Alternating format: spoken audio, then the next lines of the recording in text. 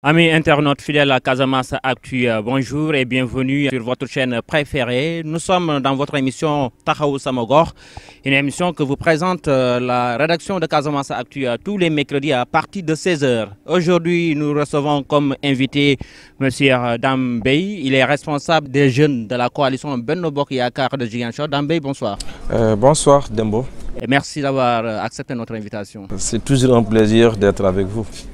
Nous avons comme second invité Anounou Mbeng. Il est le chargé de communication de la section communale de Pastef Ziguinchor. Bonsoir et merci d'avoir accepté notre invitation. Bonsoir Dembo. Donc bonsoir à mon co-débatteur. Donc je salue tous vos téléspectateurs et vos auditeurs. Donc à toutes les personnes qui vous suivent. Donc le plaisir est partagé. Vous êtes dans votre émission Taxawu Sama Gox, une émission que vous propose la rédaction de Casamance Actu tous les mercredis à partir de 16 h sur nos différentes plateformes digitales. Dame Bey, l'actualité nationale reste dominée par l'affaire des passeports diplomatiques, un dossier dans lequel des députés de la mouvance présidentielle sont précités. Quelle lecture faites-vous de cette situation ?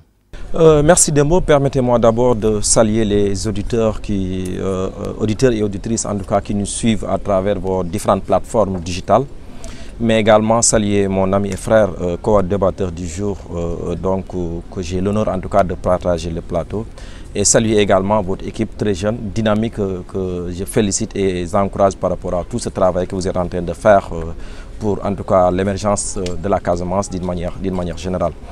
Maintenant, pour revenir à votre question, je pense, comme vous l'avez dit, l'actualité aujourd'hui est dominée par le scandale des passeports diplomatiques. La seule chose qu'on peut dire en tant que jeune et responsable de la coalition Benno Bokk Yaakaar, c'est d'abord condamner les faits.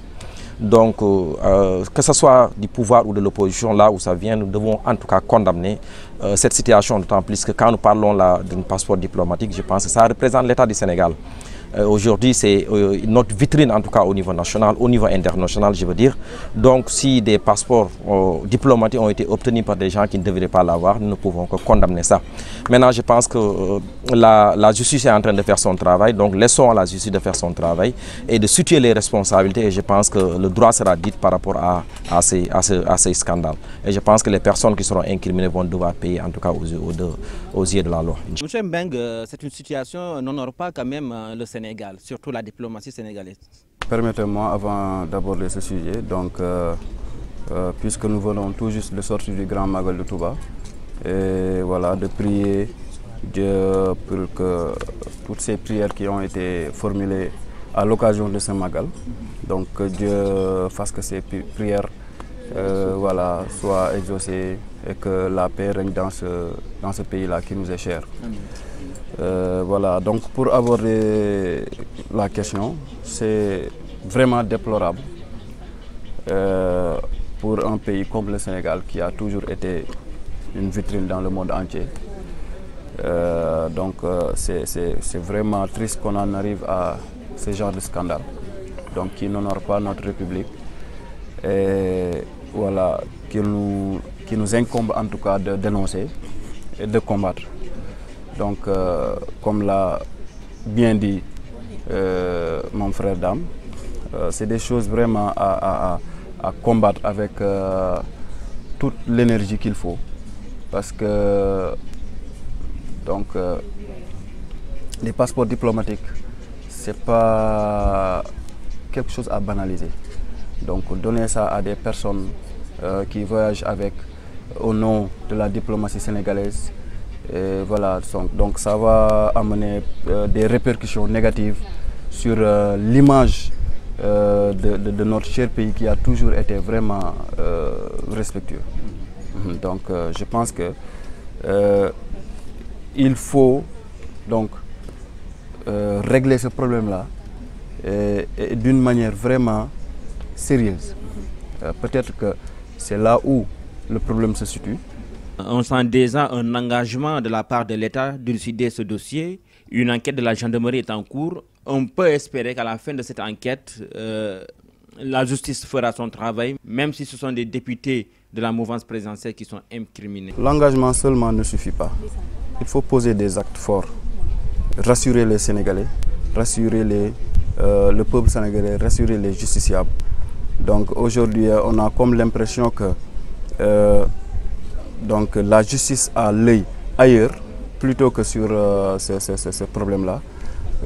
En tout cas, jusqu'à présent, on n'a pas vu d'actes concrets qui sont posés pour régler ce problème, d'autant plus que les concernés, surtout les députés, jusqu'à présent, ils n'ont pas été entendus et aucune opération n'a été entamée au niveau de l'Assemblée nationale pour mettre en place une commission pour lever leur immunité et pouvoir être entendus par la justice. Donc jusqu'à présent, on n'a pas vu des actes posés allant dans ce sens. Donc cause pour laquelle, je pense qu'il faut régler ce genre de problème-là au plus vite. Au lieu de laisser les Sénégalais chacun dire ce qu'il pense. Jusqu'à présent, je pense qu'au moment où nous sommes, la justice, en tout cas l'image qu'elle dégage n'est plus crédible, en tout cas aux yeux du Sénégalais lambda. Et ça, c'est déplorable. Dambey, on peut comprendre le réserve de certains Sénégalais. Si l'on se rappelle, dans le passé, certaines personnalités de l'État citées dans les scandales n'ont pas été inquiétées. Et concernant cette affaire de passeport diplomatique, jusqu'à présent, aucun acte concret n'a été posé. Qu'est-ce que vous appelez par poser des actes concrets? D'autant plus qu'aujourd'hui, le processus est en train d'être suivi à la norme. Parce qu'il faut juste rappeler que cette situation, je pense, c'est suite à l'interpellation d'une tierce personne qui a fait des dénonciations sur lesquelles, dans les PV consignés par la gendarmerie, a cité des personnalités, en tout cas de ces pays, en l'occurrence des députés. Et je pense qu'aujourd'hui, la DIC est en train de faire son travail. Et dès qu'il va boucler son travail, si ça nécessite en tout cas de relever en tout cas l'immunité parlementaire de ces députés-là, forcément ça va se faire. Mais pour le moment, laissons en tout cas la justice, la gendarmerie en tout cas de... On est habitué à ce discours, laissons la justice, mais quand même, il faut reconnaître qu'il y a des lenteurs quand même à ce niveau. Il n'y a pas de lenteur. Je pense que ce scandale ne date pas d'un mois, c'est moins de 2 semaines. Vous pensez qu'une enquête sérieuse peut être bouclée et entamer une procédure de lever l'immunité parlementaire en moins d'1 semaine? Je pense que ce n'est pas sérieux au moins. Je pense qu'il y a un travail qui doit se faire. La gendarmerie est en train de faire son travail et je pense que le dossier est en train de suivre la voie normale. Attendons la fin de l'enquête. Quand l'instruction va finir, donc je pense que le ministre de la Justice va en tout cas être saisi, s'il y a lieu en tout cas qu'il soit saisi, que pour qu'on puisse en tout cas lever l'immunité parlementaire de ces députés. Je rappelle également que ces dernières ils ont fait une déclaration pour dire qu'ils sont à la disposition de la justice. Ils n'ont même pas entendu qu'on lève leur immunité parlementaire pour répondre aux besoins si l'enquête en tout cas, c'est-à-dire la DIC les appelle. Donc en ce moment, ils ont déjà montré une disponibilité en tout cas pour donner tout ce qu'il faut en termes d'information. Donc, attendons que les choses se fassent dans les règles de l'art. Parce que nous ne voulons pas demander de faire justice alors que vous ne voulez pas qu'on respecte les règles de l'art. Je pense que ces derniers aujourd'hui, il faut rappeler que c'est des présumés innocents. Jusqu'à présent, ils n'ont pas encore été incriminés totalement pour dire qu'ils c'est eux qui sont. Je pense qu'aujourd'hui, la gendarmerie est en train de faire son travail. C'est une personne qui a été interpellée, cette dernière a cité des noms. Ces derniers qui ont été signés, la gendarmerie est en train de faire son travail. Des papiers ont été saisis. Maintenant, il faut laisser la gendarmerie faire son travail. On est en étape d'enquête. Il ne faut pas que les gens l'oublient. On n'est pas encore allé. La justice en tant que telle n'est pas encore saisie. Parallèlement à ça, quand même, on a vu des activistes cités dans des dossiers de visa, de faux visas ou de trafic de visas, quand même, qui étaient immédiatement inquiétés quand même par la justice. Non, la différence, il y a une différence. Il y a une différence. Je pense que pour ce qui concerne les activistes, c'est une vidéo qui a été mise en... C'est une vidéo, en fait. Il y a les preuves qui sont là. Une vidéo... à caractère personnel qui a été diffusé. Mais qui a été diffusé, donc l'enquête a suivi, donc je pense que ces derniers ont été... Cela ne peut pas constituer quand même une preuve. Non, je n'ai pas dit encore pour le moment que c'est une preuve. Mais j'ai dit que c'est une preuve, c'est une vidéo qui a été mise à la place publique. Où on a entendu les deux, en tout cas, traiter sur ce sujet-là. Donc la gendarmerie a été saisie, ces derniers ont été convoqués, ont été entendus. Le fond du dossier, toi, moi et l'autre, jusqu'à présent, personne ne sait réellement ce qui se trouve sur le fond du dossier. Alors ici, une personne a été interpellée, cette dernière a cité des noms. L'enquête est en train de suivre la voie normale. Attendons de voir ce qui va se passer. On est à moins d'1 semaine. Même pas 2 semaines de l'enquête. 2 semaines de l'enquête. Attendons de voir. Et je pense qu'aujourd'hui, l'Assemblée nationale a montré des gaz, en tout cas de bonne foi, pour dire aujourd'hui, si l'Assemblée nationale est saisie, mais si ça nécessite qu'on lève l'immunité parlementaire de ces derniers, cette immunité parlementaire va être levée. Très bien. Alors, certains pensent qu'il y a une justice à double vitesse au Sénégal avec l'affaire des faux visas, mais également l'affaire des passeports. Bon, moi, je ne dirais pas que certains le pensent. Tout le monde le pense. C'est juste qu'il y a certains qui le disent et d'autres qui le nient. Souvent, on nous dit que la justice fait son travail, le temps de la justice n'est pas le temps des hommes, tout ça. Et on ne peut pas, en tout cas, en principe, on ne peut pas donner des ordres à la justice. Même si aujourd'hui on constate malheureusement que s'il s'agit des opposants ou des activistes, donc le dossier est instruit très rapidement. Mais s'il s'agit en tout cas des gens qui sont du pouvoir, qui sont proches du pouvoir, voilà, on trouve en tout cas des situations pour retarder en tout cas ce qui doit se faire. Parce que jusqu'à présent, on ne peut pas mener toute l'enquête sans pour autant entendre ces députés, savoir ce qu'ils ont à dire. Et moi, vous savez... C'est des étapes à franchir quand même, espérons que peut-être ils seront entendus. Qu'est-ce qui nous dit aujourd'hui, au moment où nous sommes, que ces députés n'ont pas été entendus? S'ils sont entendus, c'est-à-dire, moi, dans un pays, je pense il l'a tantôt dit, il faut respecter les règles de l'art. Il ne suffit pas d'improviser, de dire que moi je suis prêt à être entendu et qu'on t'entende. Ce n'est pas ce que prévoit la législation. Il y a des étapes à franchir. Si vous êtes pris en flagrant délit, là on n'attend pas, on ne saisit même pas l'Assemblée pour qu'on lève votre immunité. Mais si ce n'est pas dans un cas de flagrant délit, il y a des étapes à suivre. Maintenant, il ne suffit pas que le député soit prêt à répondre et qu'on saute ces étapes. Donc, laissez-moi terminer. En tout cas, si les choses suivent leur cours normal, ces députés ne peuvent pas être entendus. Ou bien s'ils sont entendus, ce sera caduc. Non, je suis... Maintenant, laissez-moi terminer, s'il vous plaît. Je voudrais qu'on corrige. Ce qu'il faut faire, le ministre a dit que, en tout cas, le procureur n'a pas encore saisi, ni le ministère, pour que le ministère saisisse l'Assemblée pour qu'on lève leur immunité. Mais qu'est-ce qu'on attend? On a presque... je ne dirais pas qu'on a bouclé l'enquête, mais en tout cas, on a cerné en tout cas ce qu'ils ont en tout cas à leur disposition. Chaque jour que Dieu fait, vous lisez dans les journaux qu'on a trouvé ceci, qu'on a trouvé cela. Les députés sont là. Maintenant, qu'est-ce qu'on attend pour accélérer la cadence, en tout cas en mode fast-track, comme ils disent? Quelle que soit la lenteur, il a dit, le temps de la justice, mais quelles que soient les lenteurs qu'on va constater, vous espérez quand même qu'un jour, ce dossier sera quand même traité comme il le faut? Je ne pense pas. Je voudrais corriger ou rappeler à mon ami, j'espère qu'il s'est trompé de bonne foi, parce que quand ils nous disent aujourd'hui que les députés ne peuvent pas être convoqués par la gendarmerie pour les écouter, moi je voudrais dire que ce n'est pas ça en fait. C'est pas ça. C'est vrai qu'un député, la gendarmerie peut la convoquer sur deux façons, deux manières. La première, comme ce qui s'est passé avec le cas d'Ousmane Sonko. Qu'est-ce qui s'est passé? Il y a une plainte contre Ousmane Sonko. La gendarmerie convoque Ousmane Sonko, il a plein droit de dire que je ne réponds pas. La loi lui permet en tant que député de dire que je ne réponds pas. Mais la loi également lui permet, en tant que député, d'aller répondre. De répondre à la gendarmerie à toutes les questions, s'il veut, bien sûr, et de rentrer chez lui. C'est valable également pour ces députés également. Quand la gendarmerie les convoque sans pour autant lever leur immunité parlementaire, ils peuvent aller répondre à la gendarmerie en attendant.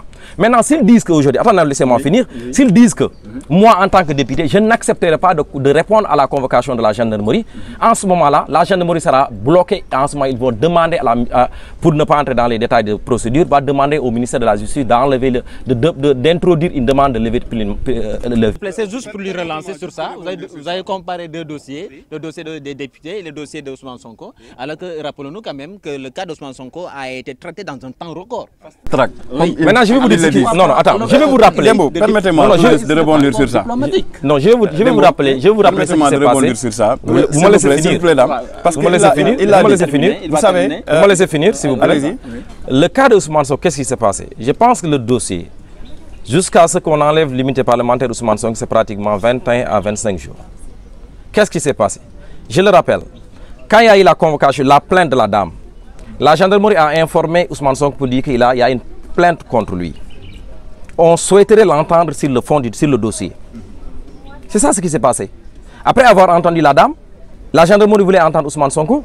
Ousmane Sonko a dit qu'en tant que député, je ne répondrai pas à votre convocation. Le travail de la gendarmerie s'arrête là. Qu'est-ce qu'ils vont faire? Ils vont informer le procureur pour dire, monsieur le procureur, nous avons reçu une plainte, mais parmi les plaignants, ou bien l'accusé en tout cas, nous n'avons pas le droit de l'obliger par contrainte de venir nous répondre. C'est comme ça. Mais ce que j'ai dit, c'est clair. J'ai dit, la gendarmerie a convoqué Ousmane. Ousmane dit que en tant que député, je n'accepterai pas de répondre à la convocation de la gendarmerie. Est-ce que dans ce cas de séance, La gendarmerie qui est en train de faire une enquête, de mener une enquête, qui n'a pas encore fini l'enquête. Est-ce que vous êtes au courant s'ils ont convoqué les députés ou ils ne les ont pas encore convoqués? On est en une semaine de ce dossier-là. On n'a même pas fait 2 semaines. Même pas 2 semaines, même pas 14 jours. Et vous pensez que... Mais le travail, mais ça va se suivre.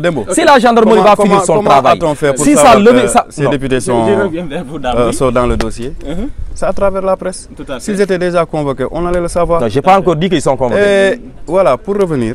Alors, on ne va pas trop s'attarder sur cette question. Je voulais juste faire une précision.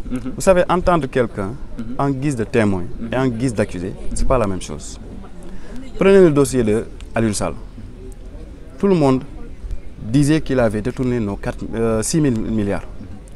Mais quand le dossier a été instruit, il n'a pas été entendu comme accusé, mais comme témoin. Dans ce cas, il n'a même pas besoin d'avocat. Est-ce que vous comprenez la différence entre les deux là? Donc entendre quelqu'un en guise de témoin, entendre un député par exemple en guise de témoin, on n'a pas besoin de lever son immunité parlementaire, mais en tant qu'accusé, qui dans une situation où il peut dire des choses qui vont l'enfoncer, est-ce qu'il va se rendre comme ça? Alors, mais ça ne se passe pas comme ça. On va avancer un peu quand même, parce que ça, c'est une question qui domine l'actualité nationale. On va revenir au niveau local avec les élections locales qui se dessinent. Nous sommes à 4 mois, je pense bien, si l'élection aura lieu. Parce que jusqu'à présent, quand même, il y a des doutes quand même qui planent dans la conscience de certains Sénégalais. Êtes-vous sûr qu'il y aura élection au Sénégal en 2022? Au moment où je parle avec toi, Dembo, les élections locales auront lieu au mois de janvier. C'est ce que je sais. Maintenant, si vous avez des informations pour renvoyer quelconque des élections, on n'est pas au courant. Officiellement, c'est ce qui est en tout cas annoncé. Allez, parfait. On va partir sur cette base qu'il y aura élection en janvier 2022. Alors, déjà un peu partout au Sénégal, des ambitions sont affichées avec des déclarations de candidature à la candidature dans les différentes localités, que ce soit au niveau des communes ou au niveau des départements. Et cela aussi bien que du côté du pouvoir que du côté de l'opposition. Quelle lecture faites-vous de cette situation, dame? Moi, je pense que c'est normal. Cela montre une fois de plus notre vivacité dans notre démocratie. Parce que nous sommes dans un pays où tout le monde est libre de dire qu'il est candidat. Donc, on sait qu'on est dans une coalition, qu'on est personnalité en tout cas politique ou bien apolitique au niveau du Sénégal. On est libre d'être candidat pour ces élections locales. Donc, c'est pour cela que je pense qu'aujourd'hui, c'est ce qui a en tout cas beaucoup de chance, ça nourrit beaucoup d'appétit pour ces Sénégalais qui voudraient en tout cas être au destiné en tout cas des collectivités locales. Et en tant que coalition également, parti, nous sommes en train de nous préparer pour ces élections locales et nous les préparons sérieusement également. Et malheureusement, du côté de la mouvance présidentielle à Ziguinchor, il n'y a pas eu une candidature officielle jusqu'à ce jour. Ah, mais c'est très normal parce que nous fonctionnons dans une coalition. Et jusqu'à présent, la coalition Benno Bokk Yakaar ne s'est pas encore réunie pour choisir son candidat. Donc c'est normal, moi je peux sortir et dire que je suis candidat. Ailleurs, on a entendu des responsables quand même, apéristes ou bien de la mouvance présidentielle, qui disent que c'est à Macky Sall de choisir un candidat pour leur localité. Non mais écoutez, la coalition Benno Bokk Yakaar fonctionne à ses normes. C'est quoi? Nous avons ce qu'on appelle des candidats à la candidature de la coalition Benno Bokk Yakaar. Moi, je peux être Ziguinchor. Sauf qu'à Ziguinchor, il n'y en a pas encore. Ah, mais c'est parce que c'est ce que vous pensez.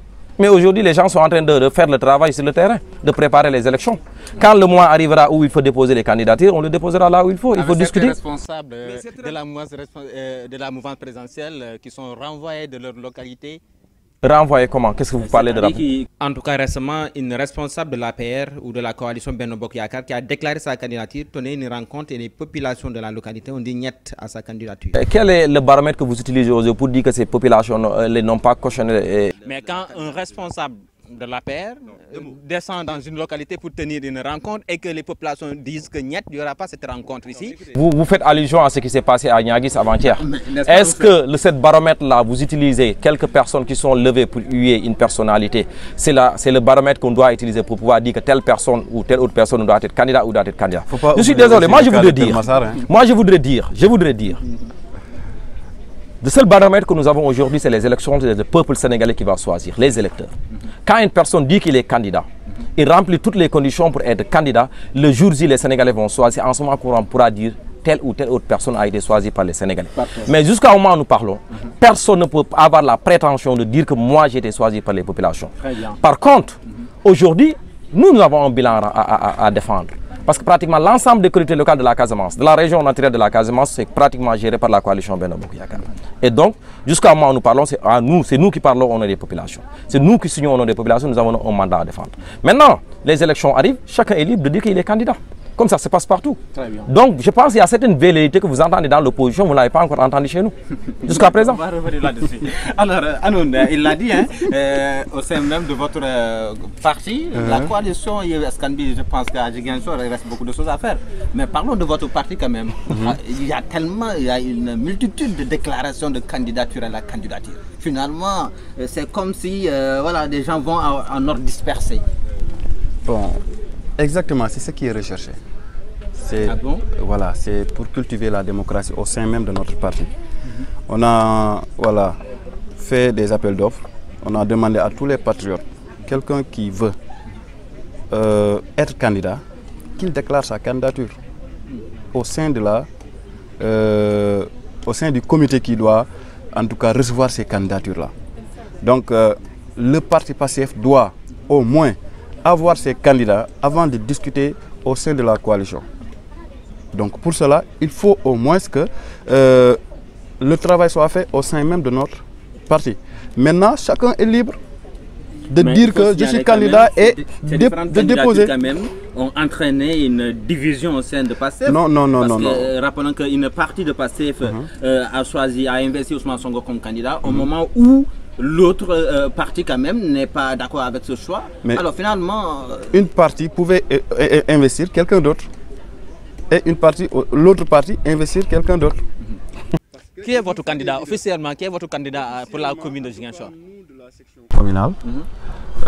Nous voulons que le président Sonko lui-même vienne, en tout cas, qu'il soit candidat au niveau de la commune de Ziguinchor. Vous ne trouvez pas ici une contradiction quand même quand on dit que les localités doivent être gérées par des personnes qui résident dans ces localités et voilà, qui quand même qui sont des personnes présentes en tout cas dans la localité. Si vous choisissez quelqu'un comme Ousmane Sonko qui n'appartient à aucune cellule de PASTEF Ziguinchor, à aucune commission de PASTEF Ziguinchor, même s'il est le responsable moral du parti, c'est comme si vous dites aux Ziguinchorois: tous les patriotes de Ziguinchor ne sont pas capables de gérer la commune. Il faut que Ousmane Sonko en personne vienne gérer la situation. Tel n'est pas le cas.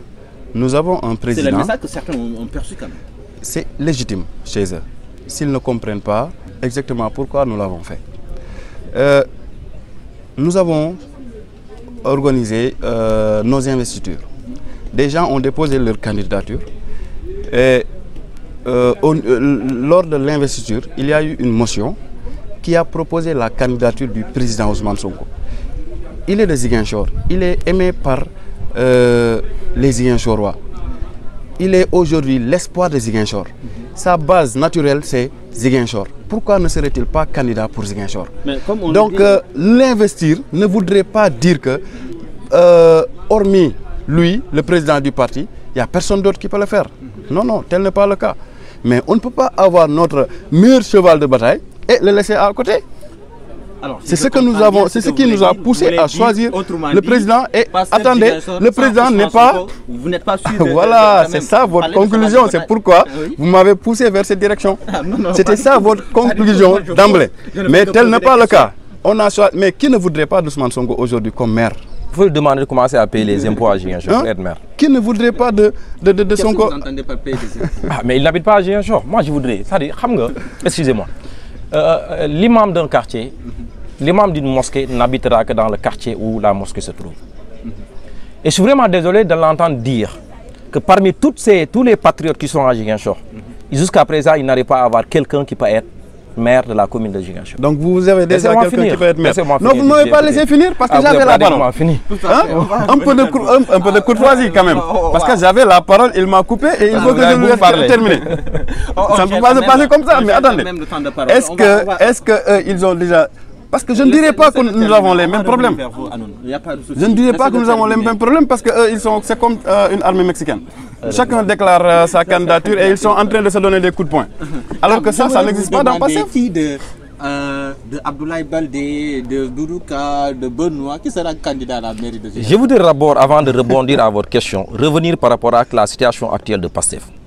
quoi que l'on dise aujourd'hui, Pastef, nous avons deux... Non, laissez-moi finir. Assez de problèmes à gérer dans votre coalition. Moi, je pouvais, en tout cas, faire cette émission jusqu'à la fin, sans pour autant aborder cette question.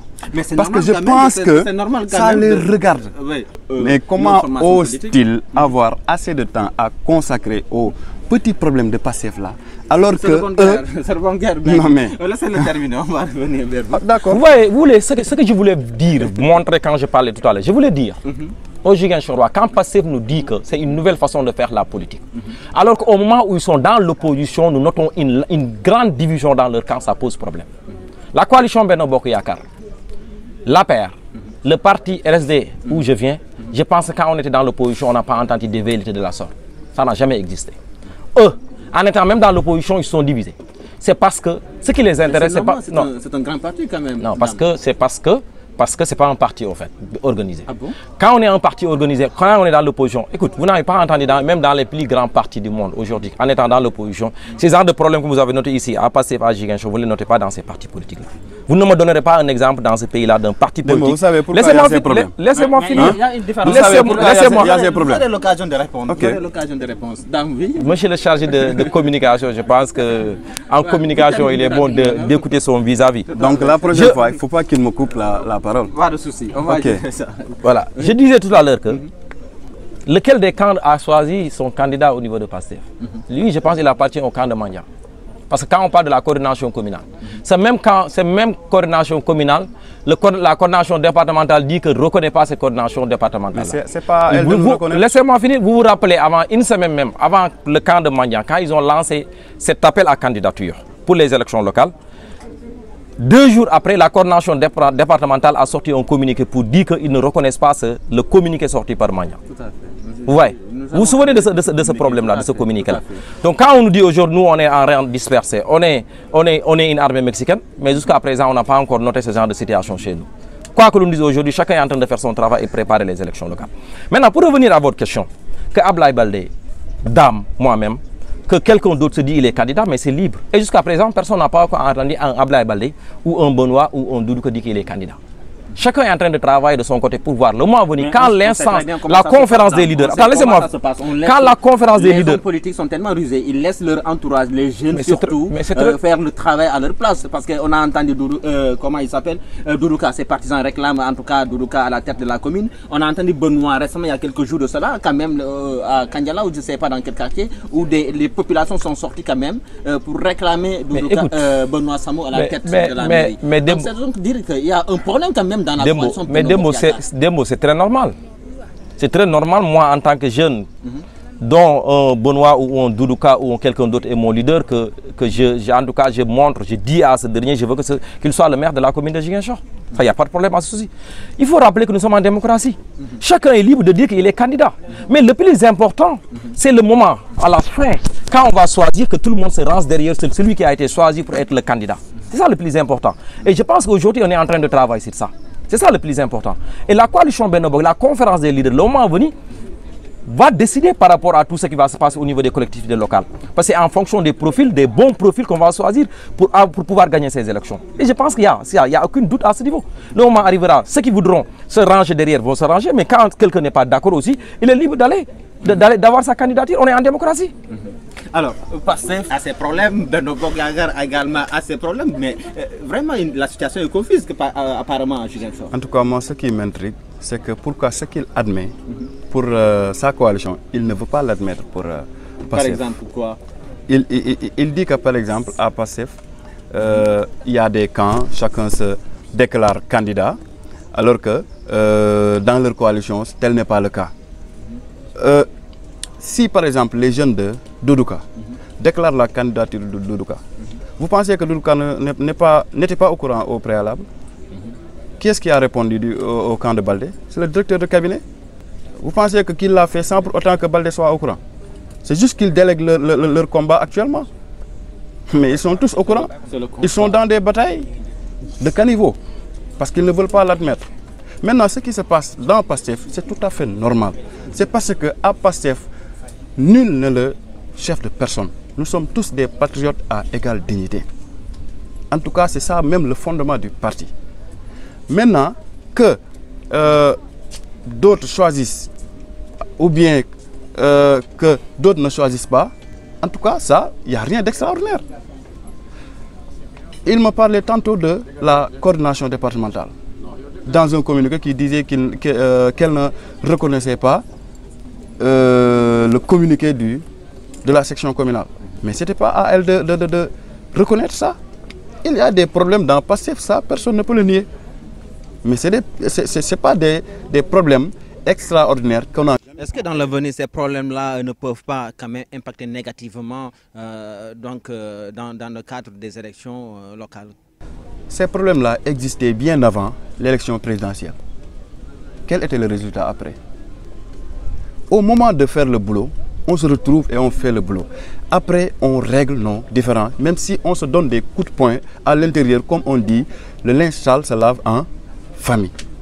Peut-être que cette fois-ci, on a vu des communiqués et peut-être qu'il était temps que aussi les Ziguinchorois sachent ce qui se passe. Mais vous savez, dans PASTEF, nous, on n'a pas peur de dire la vérité. Et ce n'est pas parce qu'on est dans le parti, s'il y a des problèmes dans le parti, on ne le dira pas et on sort pour parler des problèmes des autres. Là, en tout cas, moi, ce n'est pas mon point de vue. Moi, aujourd'hui, je ne peux pas consacrer du temps à parler aux problèmes des activistes et laisser celui de Bougazeli, laisser celui des députés. Parce que ces députés sont payés avec l'argent du contribuable. Ces activistes-là, tout ce qu'ils font, ils le font pour leur propre compte, qu'ils prennent leurs responsabilités. Ça ne m'empêche pas d'avancer. Mais ces députés-là, qui portent la voix du peuple, qui fassent ces choses-là, ça m'engage directement. Je peux consacrer du temps à dénoncer leurs actes.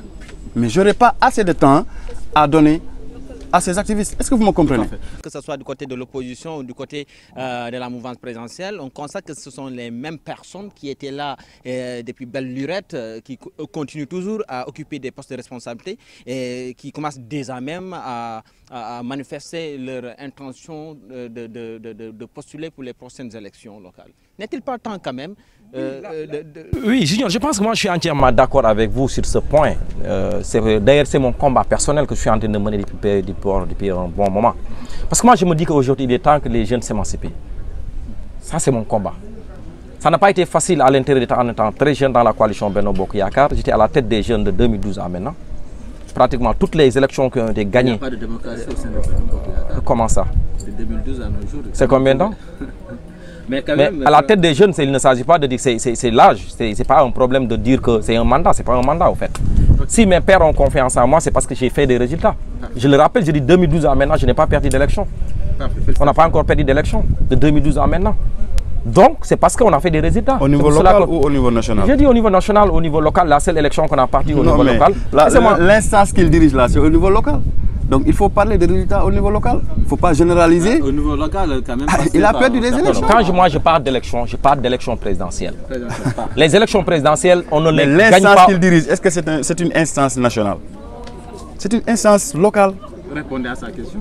S'il me laisse finir, je vais continuer. Soit je le laisse continuer à parler. C'est juste une question à donc finalement, vous êtes devenu un journaliste. Finalement, vous êtes devenu le journaliste. Peut-être. Voilà, je disais Junior tout à l'heure. Oui. J'étais à la tête des jeunes, je suis à la tête des jeunes de 2012 à maintenant. C'est parce que j'ai eu à faire des résultats. C'est pour cela que je suis là à la tête de ces jeunes jusqu'à présent. Quand je dis qu'aujourd'hui, il nous faut que les jeunes puissent en tout cas changer de façon de voir les choses, parce que pour moi, ces élections locales à venir là, c'est des élections d'une haute importance pour la jeunesse. C'est pour cela que les élections doivent se faire avec les jeunes. Je l'ai dit dans toutes les instances de décision de la coalition Benno Bokk Yakaar. Même lors de nos dernières rencontres au complexe Aubert, où il y avait pratiquement tous les leaders, je l'ai dit à qui veut l'entendre, que ces élections à venir se feront avec les jeunes. Nous n'allons pas accepter d'être des spectateurs à applaudir, à amener des 16, mais il faut qu'on joue aujourd'hui les premiers rôles. Vous avez parfaitement raison. Et c'est notre combat qu'on est en train de mener. Aujourd'hui, je suis en train de travailler avec les jeunes pour avoir une candidature jeune au sein de la coalition Benno Bokk Yakaar. Quand on nous choisit comme tête de liste, c'est bon. Si on ne nous choisit pas également, on continue à amener le combat pour au moins les jeunes puissent savoir qu'il est temps qu'on puisse gérer les destinées en tout cas de nos collectivités locales. Alors, dame, personnellement, quelle est votre ambition pour ces élections locales? Être maire de la commune de Ziguinchor. Ça, c'est mes ambitions. Et vous avez déjà... je suis en train de faire le travail au niveau de ma coalition, au niveau des jeunes. Mais d'abord, il faut déclarer sa candidature. Mais le moment n'est pas encore venu pour faire une déclaration. Le plus important pour moi, c'est de faire le travail sur le terrain et on est en train de faire ce travail sur le terrain. Amis internautes, je vous rappelle que vous suivez votre émission Taxawu Sama Gox sur Casamance Actu TV. Alors, Anou Mbengue, sur la question de l'émancipation de la jeunesse dans les différentes parties, dans les différentes formations politiques quand même, il est temps quand même que certaines personnes qui étaient là, qui ont marqué l'histoire politique du Sénégal, donc se retirent quand même de la scène politique pour laisser les jeunes quand même occuper les postes de responsabilité. Moi je dirais que, en tout cas, nous de PASTEF, on a déjà entamé cette nouvelle vision de la politique. Et je pense que vous ne verrez pas dans un autre parti politique quelqu'un comme moi avec mon âge parler au nom de ce parti au niveau communal. En tout cas, nous de PASTEF, nous l'avons compris et nous ne cessons d'abonder dans ce sens. Et regardez PASTEF au niveau national, vous ne verrez pratiquement que des jeunes. Parce que je ne peux pas accepter qu'on nous dise à chaque fois que l'avenir appartient à la jeunesse. À quand cet avenir? Parce que quand on parle d'aujourd'hui, demain fait partie de l'avenir. Mais quand demain sera là, c'est comme si on repousse l'avenir. Donc c'est comme si que le temps de la jeunesse n'arrive jamais. Et je pense qu'il est temps que les choses changent. Et en tout cas, nous de PASTEF, nous l'avons compris. Les jeunes ont des responsabilités là-bas. Et voilà, donc... mais je pense qu'il faut aussi poser des actes forts, surtout à l'endroit des partis traditionnels. Parce que il y a mon frère Pape Aliou Diédhiou qui était aussi dans ce même combat. Mais malheureusement, ces temps-ci, je l'ai vu soutenir un autre candidat. À qui qu'on refuse le fait qu'il ait déclaré sa candidature. Monsieur Doudouka. Mon frère Dame dit qu'il n'a pas encore déclaré sa candidature. Ce sont ces jeunes qui l'ont fait. Mais déjà, mon frère Pape Aliou, avec son mouvement, soutient déjà la candidature de Doudouka. Et je pense que... Alors, je vous pose la même question que j'ai posée à Adam. Quelles sont vos ambitions personnelles? Bon, moi personnellement, je ne suis pas pressé dans la politique. Parce que je ne dirais pas que je suis jeune. Vous pensez que vous n'avez pas toutes les compétences quand même pour gérer des responsabilités? Tel n'est pas le cas, c'est juste que aussi on peut avoir des ambitions personnelles, mais parfois aussi il faut éviter le choc des ambitions. Ça crée des problèmes inutiles. Et mes ambitions, je les déclare là où je dois les déclarer, c'est-à-dire au sein de notre formation politique. Et là-bas, tout ce qui sera décidé, même si je ne serai pas d'accord, mais quand je sortirai, je défendrai ça sans... mais déjà à Ziguinchor, et même ailleurs quand même, il y a des problèmes qui se posent. Donc lors des inscriptions, le cas des certificats de résidence, mais surtout également le transfert d'électeurs qu'on a constaté à Ziguinchor, que certains quand même partisans de PASTEF ont dénoncé, accusant même un responsable politique de l'APR, de la mouvance présidentielle, d'être l'auteur de cette orchestration de transfert. C'est déplorable quand même. Je voudrais quand on dise de transfert d'électeurs qu'on m'explique c'est quoi un transfert d'électeurs. Si vous arrivez à me donner l'explication de quoi le transfert d'électeurs, en ce moment je pourrais répondre à votre question. Parce que ce que je sache, alors vous faites que l'inscription, non, je pose une question. Donc il y a trois journalistes sur le plateau. Moi je ne pose pas la question à Annie, je ne lui pose pas la question. Non, je pensais que vous me posez oui, la question que je pose, c'est juste pour répondre par rapport à la réponse que je voudrais donner, c'est pour cela que je parle de ça. Parfait. Oui. Parce que je pense que l'inscription sur les listes électorales, c'est bien organisé par les textes, régi par les textes. Si vous remplissez ces conditions, vous êtes libre d'aller voter là où vous voulez. Qu'une personne habite à Dakar, qu'il habite à Diourbel, qu'il habite à Thiès, qu'il a des parents à Ziguinchor, qu'il habite à Ziguinchor, décide de venir voter à Ziguinchor, il est libre de venir s'inscrire à Ziguinchor. Il n'y a aucun des partis politiques aujourd'hui qui n'a pas des responsables qui ont quitté quelque part pour venir à Ziguinchor pour s'inscrire ou bien dans d'autres localités. Nous avons vu pendant les élections présidentielles des militants de PASTEF quitter de la France pour venir s'inscrire à Ziguinchor pour voter à Ziguinchor. Vous l'avez vu? Il y avait tellement d'immigrés qui étaient à Ziguinchor pour battre campagne à côté de Ousmane. Ils sont libres. La loi leur permet ça, il n'y a aucun problème. Que les gens sortent de Dakar pour venir changer leur lieu de vote, pour venir voter à Ziguinchor, il est libre. Ousmane, il votait où? Ce n'était pas à Ziguinchor qu'ils votaient. Avant les élections présidentielles, ils votaient ailleurs, à Dakar.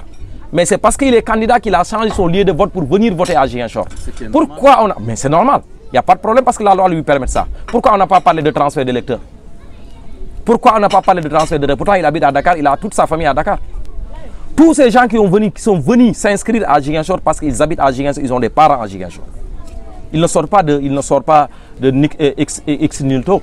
C'est des gens qui habitent à Ziguinchor qui ont décidé de venir voter, qui ont changé leur lieu. Quand même, le constat, c'est que ces gens-là n'ont jamais mis les pieds à Ziguinchor. Ils ne connaissent pratiquement pas Ziguinchor, même s'ils sont originaires de Ziguinchor. C'est-à-dire quand même, nous sommes des journalistes, nous étions présents, nous étions témoins oculaires de certains faits. Quand même, nous avons été à la préfecture, nous avons vu des dames qui étaient pour la première fois à Ziguinchor, qui ne connaissaient même pas où se situe le Marseille Boucotte ou certains endroits de Ziguinchor. N'est-ce pas là, des gens qui sont venus. Je répète. Et le problème, c'est que ces gens-là, leur venue a été organisé par un responsable politique de la paix. Mais de la même manière qu'aujourd'hui, les autres partis qui sont en train de préparer les élections, les mouvements citoyens qui sont en train de préparer les élections étaient en train d'avoir des militants, chercher des gens à s'inscrire pour préparer les élections, c'est de la même manière que nous de la MOAS présente. Si ces gens-là vont venir voter à Ziguinchor, laissez-moi finir de mots, s'il vous plaît. Quand vous me posez une question, vous allez me permettre de développer un peu. Je disais tout à l'heure, je pense que là où on doit mettre l'accent, est-ce que ces derniers qui sont venus pour s'inscrire à Ziguinchor, est-ce qu'ils ont respecté les textes qui, en tout cas, organisent l'inscription sur les élections? Oui ou non?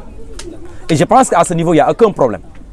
Ils ont respecté tout ce qui a été, en tout cas, mis en termes de texte pour pouvoir, en tout cas, encadrer l'inscription sur les listes électorales. Mais dès l'instant que c'est fait, chacun est libre de quitter là où il veut pour venir voter à Ziguinchor.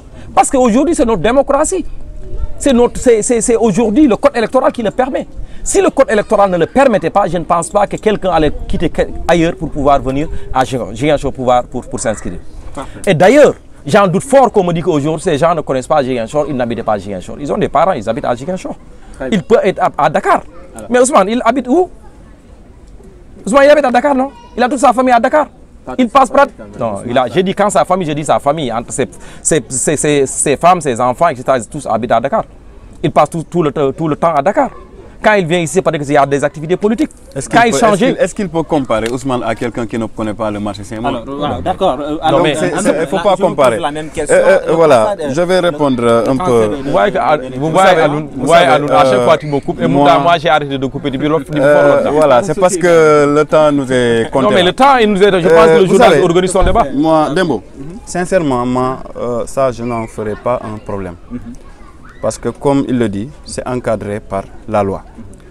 Même si, en l'espèce, on voit des choses qui ne se passent pas comme ça devrait, mais qu'on ne peut pas, en tout cas, qu'on ne peut pas, je ne sais même pas comment le dire, parce que tout ce qu'il te faut, c'est d'avoir un certificat de domicile.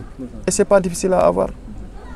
Aujourd'hui, même moi-même, je peux me rendre à Diourbel et voilà. Le leader politique qui veut que, voilà, que je le soutienne, il va me régler ça. Tout à fait. Maintenant, pourquoi je ne vais pas m'alarmer sur ça? C'est parce que je sais qu'ils ne peuvent pas organiser un transfert de vote jusqu'à pouvoir gagner ces élections-là, s'ils ne devraient pas les gagner. Donc, ma lecture, vous savez c'est quoi? Quand même la mouvance présidentielle ne peut pas gagner les élections. Non, ce n'est pas ce que je voulais dire. C'est-à-dire, j'ai dit, si vous ne devez pas gagner les élections, ce n'est pas ce transfert de vote-là, ou bien ce transfert d'électeurs-là qui parce que moi, ma lecture, vous savez c'est quoi? Je pense qu'il l'a fait, s'il l'a fait, qu'il l'a fait tout juste pour ne pas perdre son bureau de vote. Ou bien se donner des illusions, penser qu'il n'y a que ça qui peut le permettre à gagner son bureau de vote. Très bien. Très bien. Et voilà, parce qu'ils sont déjà en train de préparer leur après-défaite. Apparemment, Dame n'est pas d'accord avec vous. Alors, amis internautes, malheureusement, nous sommes arrivés au terme de cette émission. Dambey, votre dernier mot par rapport à cette situation politique qu'on constate à Ziguinchor avec la multitude des candidatures, mais également un appel à l'endroit de la jeunesse. Moi, je pense que je ne suis pas inquiet par rapport à cette multitude de candidatures. Je l'ai dit tantôt que ça montre la vivacité, en tout cas, de notre démocratie. Que la mouvance présidentielle n'a pas encore de candidature. Oui, n'a pas encore déclaré sa candidature. Ah ben, c'est le moment arrivera où on va déclarer notre candidature. Je pense, comme je l'ai dit, nous sommes dans un pays démocratique. Cela montre encore une fois que la vivacité de en tout cas notre démocratie vit. Chacun est libre en tout cas d'avoir des prétentions d'être en tout cas maire d'une collectivité locale. Donc on lui laisse en tout cas le droit d'être candidat. L'appel que je voudrais lancer, c'est à l'endroit des jeunes. Je voudrais demander à cette jeunesse-là de s'engager. Il ne s'agit pas de dire que ceux qui sont là, c'est des vieux. Ceux qui sont là depuis l'indépendance. Je pense qu'il n'y a rien qui s'offre sur un plateau en politique. Ces vieux dont vous parlez, le pays a besoin de ces derniers-là. Nous également, en tant que jeunes, on a besoin de ces adultes-là pour nous accompagner. Mais battons-nous dans les partis politiques, continuons à nous battre dans nos partis politiques pour pouvoir être là où il faut, avec les compétences qu'il faut pouvoir gouverner nos collectivités locales et on se bat pour ça. Très bien, merci. Votre dernier mot et votre lecture par rapport à la situation qui prévaut à Ziguinchor pour les locales. Bon, je pense que comme je vous l'ai dit, c'est tout à fait normal que voilà, Ziguinchor aiguise des appétits. Il y a beaucoup de choses à faire et voilà, ses fils veulent changer les choses positivement ou bien augmenter ce qui est déjà en place. C'est tout à fait normal. On n'a que Ziguinchor, on n'a que le Sénégal. Donc voilà. Un appel à la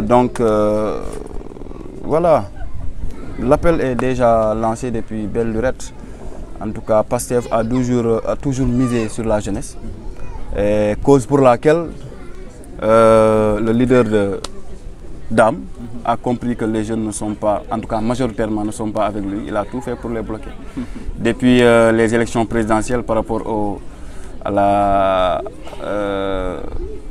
cartes d'identité, regardez les gars de Porondol, le piège qu'il a amené cette fois-ci.